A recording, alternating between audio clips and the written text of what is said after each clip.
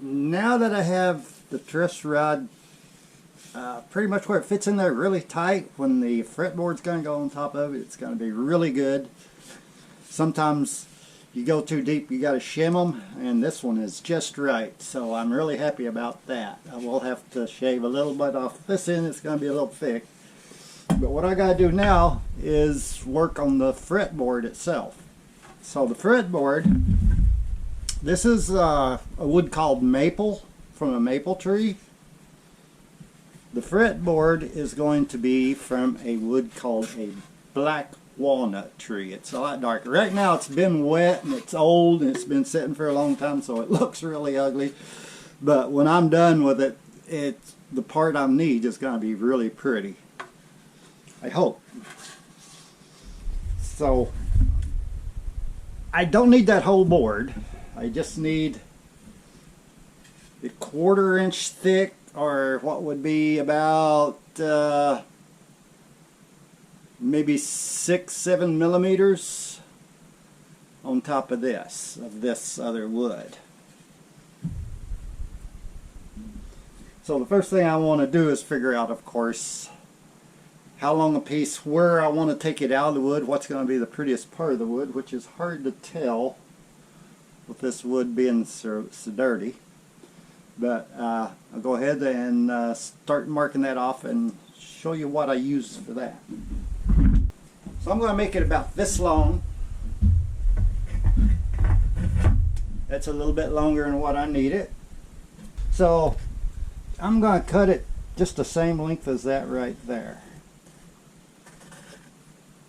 Or if you can see a little better there. Right here. And I'm only going to need it. This is the best looking side to take it from. I'm only going to need it, I want it wider than this so it overhangs and I can trim it off. It's better to have too much as not enough. So let's get something to measure it with. So I'm going to go about 2 3/4. So right about here is how wide I'm going to make it. And I'll go up here and do the same thing with this mark.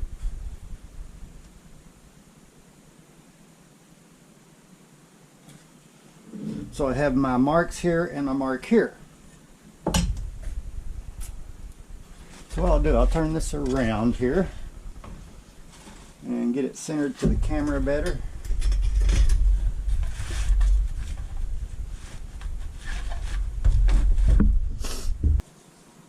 So I have my mark here.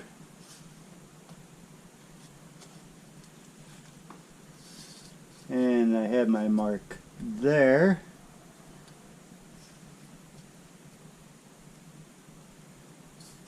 And I don't have to be perfect, just as close as I can get it, and just make me a mark right down through there. So I want to cut this square out, and then I got to make it thin.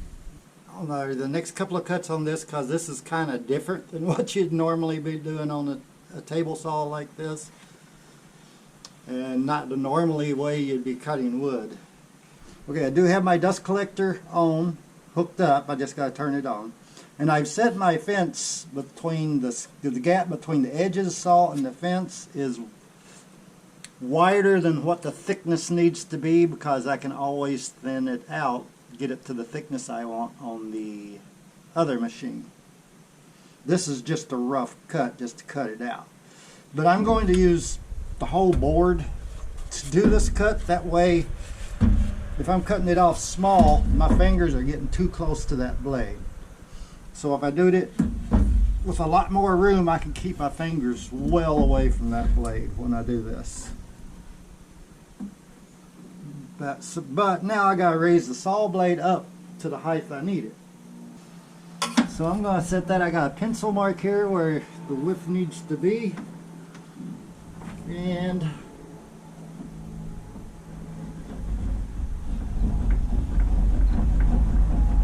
blade up. It may not go that high. I don't remember if this goes that high or not.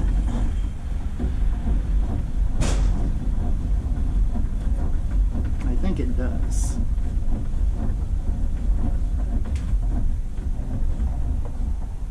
Yep, that should be a little bit more than I need right there.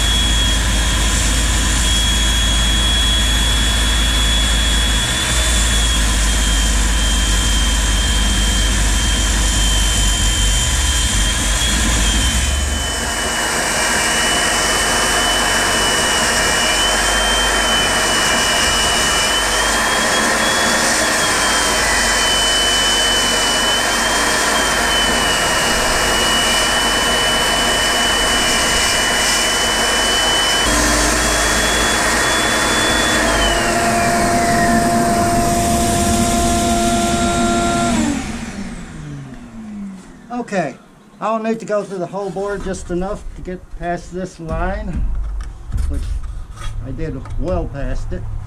So now I'm going to cut it on this line. Actually, I'm going to go to the other saw and cut it off right there first. And now I'll cut this edge.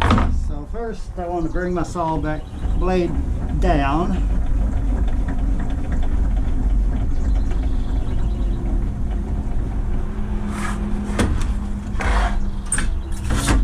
To where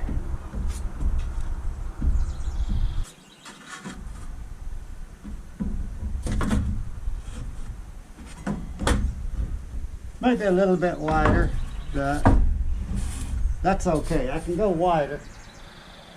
I just don't want to go too narrow. I'm going to leave this side of the line and do the cutoff on it. So, here we go. Oops.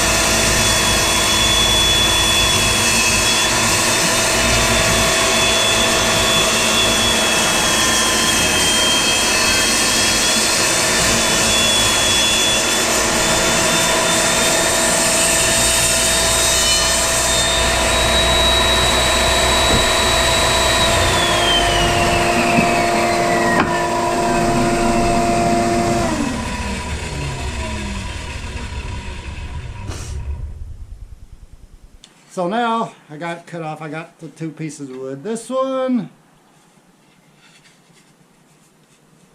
you know, I can trim it down and make a piece for a fretboard out of it.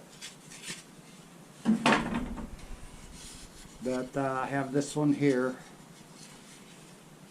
Because of the blade not being straight up and down, it cut it at an angle like that. But it's going to be on the jointer first, and then the planer over there, just like the other wood was. So